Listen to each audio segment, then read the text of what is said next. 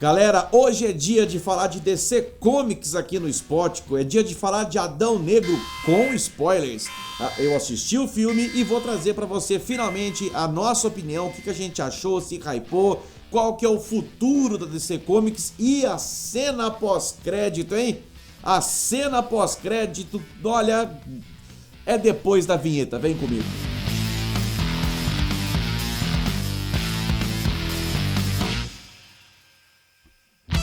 E aí galera, Spótico na área, tudo bem? Tudo certinho com você aí? Poxa vida, hein? Dwayne Johnson disse pra gente em algumas entrevistas que este filme do Adão Negro seria um marco, que nós seríamos uma DC Comics antes de Adão Negro e uma DC Comics depois de Adão Negro nos cinemas. Que esse filme até mudaria a hierarquia de poder dentro do estúdio, dentro do que a DC já entregou pra gente no cinema. E não é que o cara tava certo? Sim, eu gostei do filme. Há muito tempo que eu não via a DC Comics fazendo um filme dessa magnitude. É um filme perfeito? Não, tem os seus problemas. Mas perto do que a DC vinha apresentando, eu saí satisfeitíssimo do cinema. Galera, como eu mais gostei do que desgostei do filme, eu prefiro começar essa análise falando daquilo que eu não gostei. Os diretores fazem escolhas por paleta de cores, por combinação de cores. E é um filme mais dark, é um filme um pouco mais obscuro. Inclusive eles fizeram opção por uma paleta de cores um pouco mais amarelada, justamente por conta de estarmos em pleno deserto. Acho que esses recursos visuais ajudam muito o telespectador, nós que estamos do lado de cada tela, a mergulhar na história, a fazer parte do roteiro, a fazer parte do próprio cenário, a entender a mensagem que eles querem passar. Eu só achei, aí é uma pequena crítica, mas é uma coisa muito pessoal, que eu acho que a paleta de cores muito amarelada demais, ficou um pouco exagerada. Eu acho que os caras poderiam ter dosado um pouquinho na tonalidade. Outra coisa que eu não gostei muito foi alguns pontos de desenvolvimento de alguns personagens. Os caras quiseram, a opção do roteiro foi inserir o Adão Negro no momento presente, lógico, contou toda a trajetória dele de passado, a relação dele com o filho no Egito, lá 5.000 anos atrás, mas trazendo, quando o filme veio para o momento presente, a gente teve basicamente 3 núcleos trabalhando ali, principais, que é o próprio Adão Negro em si, a Sociedade da Justiça e depois o demônio, o Sabbac. Dwayne Johnson tirou de letra a interpretação do Teth Adam, do Adão Negro. Sensacional no papel o Dwayne Johnson. Se alguém tinha alguma dúvida se o The Rock encaixaria nesse universo de heróis, de adaptações de quadrinhos, olha, não há mais dúvida. O papel parece que foi feito para ele. Fora esse núcleo, voltando para a crítica agora, a gente tem a Sociedade da Justiça, que simplesmente foi posta no filme, simplesmente Amanda Waller recrutando os caras e sem explicar a origem nenhuma. Esse aqui é a Sociedade da Justiça, engole, pá. Eu confesso que eu senti um pouco de falta de um pequeno desenvolvimento. Como é que os caras se encontraram? Não explicou a origem de nenhum dos 4, né? Do Senhor Destino, do Esmaga-Átomo, da Ciclone e do Gavião Negro.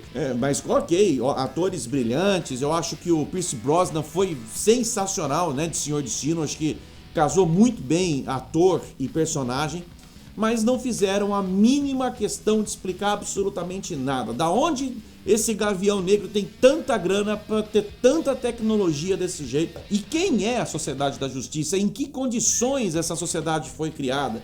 Por que esses 4 foram escolhidos? Se o Adão Negro não é herói, mas não é totalmente vilão, a Sociedade da Justiça são os heróis, ok? Acho que foi essa a ideia que eles pensaram.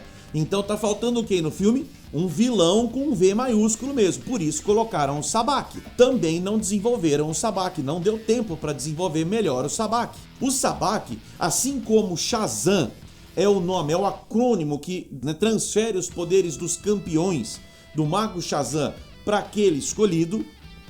O Sabbac também é um acrônimo, só que das trevas e não da luz. São os campeões do mal, né? São os campeões das trevas. E mereceria também um desenvolvimento maior, porque sim, é um inimigo poderoso e que poderia render até mais histórias, né? De outro lado, sim, teve muita coisa que eu gostei no filme. Gosto de filme que você não vê o tempo passar. Você assiste Adão Negro e você não vê o tempo passar. Um filme que te prende, que te segura, que te envolve, que não te dá margem para você ficar bocejando no cinema, que sempre tem que você prestar atenção porque tá acontecendo alguma coisa. É um diálogo, é uma cena majestosa, como por exemplo o acordar do Adão Negro 5.000 anos depois e tomando tiro de fuzil e não acontecendo nada com ele, justamente para mostrar o poderio, o tamanho da força do Adão Negro. Eu disse na análise do trailer, né, que o objetivo da Warner, da DC Comics, era mostrar o Adão Negro lá em cima, né, na hierarquia dos poderes, e isso aconteceu. O cara, ele tá hoje no universo DC Comics, acho que só abaixo um pouco do próprio Superman. Outra coisa positiva foi a adaptação da origem do Adão Negro, muito próxima realmente dos quadrinhos. Eu já tinha cantado essa bola, eu já tinha explicado como que era a origem do Adão Negro. Fizeram pequenas adaptações, mas muito fiel. Não dava para imaginar algo muito diferente disso, né? Lá atrás, num período de escravidão, onde eles estavam ali todos escravos do grande faraó, procurando um material muito específico chamado Eternium, que depois esse material acabou sendo responsável pela composição da coroa de Sabbac, né? Que era o grande desejo de todos ali, da invocação do Sabbac lá no mundo antigo.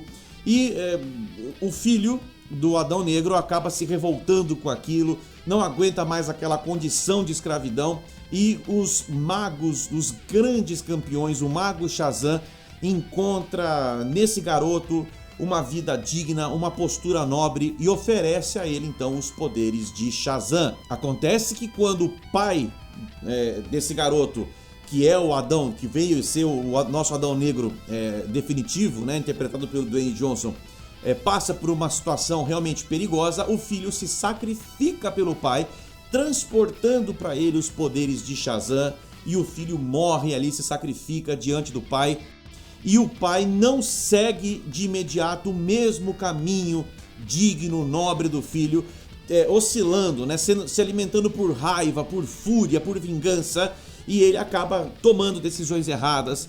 O Adão Negro, ele alimenta uma grande vontade de matar, e matar de forma normal, né? E isso deixa realmente o Mago Shazam preocupado, remove os poderes de Mago Shazam dele e põe ele pra dormir, e ele dorme por 5.000 anos. E aí 5.000 anos depois ele é despertado, né? E aí os poderes de Shazam voltam e todo o filme acontece como você viu. A partir daí é o Adão Negro entendendo esse novo momento de Kahndaq, a cidade a qual o filho deu a vida para proteger. E ele entende então que naquele momento que o máximo que ele podia fazer, ou o mínimo que ele podia fazer, era honrar a memória do filho, sendo também uma pessoa melhor, sendo um defensor de Kahndaq e do povo de Kahndaq. E aí entra mais um ponto positivo do roteiro que eu gostei muito, quando a própria Adriana, ela que se relaciona, né, com o Adão Negro durante o filme todo. O Adão Negro, ele entende que aquele povo sofre ainda, muitos anos depois, é um povo que continua sofrendo. Se lá atrás foram os faraós os opressores, ao longo de toda a história e na história recente, ditadores, pessoas realmente que só pensavam em si e continuavam escravizando através dos seus governos, né, o povo de Kahndaq. E naquele momento Kahndaq vê surgir ali uma pessoa prometida, talvez, um deus para ser o seu defensor contra a tirania desses mandatários novos de governo. E de repente ali, quando eles encontram alguém para chamar de seu, né, de seu herói, a Sociedade da Justiça chega do nada para querer derrotar o cara. Então o povo mesmo já questiona, a própria Adriana questiona: pera lá, como assim? Onde vocês estavam com suas capas, com suas armaduras para nos defender ao longo de toda a história? Então agora que aparece um cara para nos proteger, vocês querem aparecer, arrancar o cara daqui? Não. Gostei dessa crítica política, por que não, né? Quer fazer bons filmes de heróis? Conte uma boa história e de preferência com pitadas de realidade, né? Adão Negro não tá nem um pouco preocupado com o que acontece no resto do mundo, até porque ele acordou depois de 5.000 anos, né? Doido de raiva, de vingança, embebido na fúria, né? E ele decide proteger Kahndaq. Ele decide que no momento agora é Kahndaq que eu vou proteger. Que se dane o resto do planeta, né? Ou até o universo, né? Porque ele precisa conhecer o resto do contexto que ele vive agora, né? E como era de se esperar, o descendente do faraó consegue a coroa de Sabak e ele se transforma no próprio, ele evoca o próprio Sabak. E Sabak seria uma grande ameaça para Kahndaq. Se algo ameaça Kahndaq, mexe com a memória do filho. Se mexe com a memória do filho do Adão Negro, mexeu com o próprio Adão Negro. É simples assim e os caras vão pra cima. E aí a Sociedade da Justiça olha pro Adão Negro, que vai defender Kahndaq de Sabak. A própria Sociedade da Justiça entende o tamanho do mal, do perigo que é o próprio Sabak e se rende a apoiar. Os caras fecham um acordo ali, selam uma trégua e se juntam, Sociedade da Justiça e Adão Negro, contra Sabak. No caso da Sociedade da Justiça, numa visão um pouco mais ampla, de mundo, né? De certo e errado, vilão e mocinho. Já Adão Negro não, eu quero só proteger minha terra aqui, por enquanto vocês querem ajudar, são bem-vindos, não quiserem ajudar, não entra no meu caminho, né? Foi mais ou menos isso. E ele vai, tem toda uma luta ali, e realmente ele, majestosamente, ele rasga ali, né? Destroça o Sabak e elimina o Sabak. Um personagem que infelizmente poderia ter mais desenvolvimento ainda. Nesse processo todo, a Sociedade da Justiça tem baixas, né? O Senhor Destino acaba se sacrificando por todos e o Gavião Negro acaba levando embora a galera, se retira, não mais ataca, não mais vai cumprir as ordens da Amanda Waller e se retira, até em respeito à ajuda que o próprio Adão Negro deu. Até porque eles viram que o Adão Negro, se ele não é um herói, também ele não é um vilão total. Ele fica oscilando ali entre o que os mocinhos podem chamar de vilão e o que, no olhar mais atento, num ponto de vista um pouco mais apurado, a gente pode entender como anti-herói. Outro ponto positivo são as piadinhas clássicas de todos os filmes de heróis, seja da DC, da própria Marvel, e que às vezes os caras exageram um pouco, mas nesse filme foi na dose certa. A atriz Sarah Sahi, que fez a Adriana, eu espero que nós tenhamos continuações, né? Que nós tenhamos mais um filme do Adão Negro, ou até mesmo misturando o universo do Adão Negro com o do Shazam, porque a fonte de poder dos dois é a mesma, né? Mas na mitologia dos quadrinhos, a Adriana, ela se torna par romântico, sim, do Adão Negro, e ele acaba oferecendo a ela o colar de Isis, fazendo com que ela incorpore a própria Isis, né? Isso é o background dos quadrinhos, mas que a gente não passou nem perto disso. Acho que boa parte desse sucesso, né, se não for um filme perfeito, como eu disse, mas um bom filme que satisfez muito as nossas expectativas, isso se dá em boa medida pela coragem do Dwayne Johnson, e se você não sabe, ele se reúne direto com os executivos e faz as suas exigências. Eu diria que foram duas coisas muito importantes que o Dwayne Johnson conseguiu e contribuiu pra gente. A gente só tem que agradecer ao Dwayne Johnson. Primeiro, a demissão do seu Walter Hamada. Graças a Deus foi embora tarde, né? Pro lugar dele veio James Gunn, veio ser o novo CEO da DC. E o cara é, acima de qualquer coisa, fã de quadrinhos. Ele sabe o que vai fazer. Eu tenho plena confiança que o futuro cinematográfico da DC Comics agora vai. Tanto é que vai que o Dwayne Johnson conseguiu, então, com a demissão desse Walter Hamada, ele consegue uma segunda coisa que foi fantástica pra gente. O Walter Hamada estava oferecendo uma resistência enorme à renovação de contrato do Henry Cavill, que é o nosso Superman. E havia muitas dúvidas. Quando esse filme começou a ser pensado, não se cogitava mais nada de Superman. Mas bastou o Dwayne Johnson mexer os pauzinhos dele, demitiram o Hamada, contrataram o James Gunn e nessa retomada aí a gente já entra na cena pós-crédito e a cena pós-crédito foi de encher o coração de alegria, de encher a nossa alma de paz, de saber que o Superman, o azulão, tá de volta com o Henry Cavill. A Cena pós-crédito é a Amanda Waller passando o recado pro Adão Negro, dizendo, ó, fica na sua, não sai de Kahndaq aí, senão eu vou mandar a gente casca grossa pra cima de você, né? E o Dwayne Johnson, o Adão Negro, diz, então manda todo mundo, né? E aí logo na sequência chega o Superman com a sua capa vermelha, com a sua roupa tradicional azul e olha pro Adão Negro e fala, Adão Negro, precisamos conversar. Os dois seres mais poderosos do momento frente a frente ali. E o que isso pode representar para o futuro?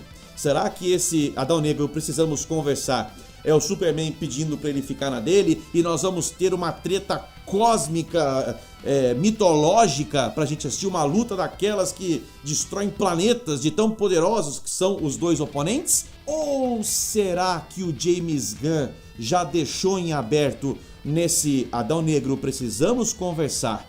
O Superman vai tentar trazer o Adão Negro para alguma causa, conhecendo o tamanho do poder do Adão Negro, para algo que pode estar já acontecendo, que pode ser demasiadamente ameaçador para a Terra ou para o universo, hein?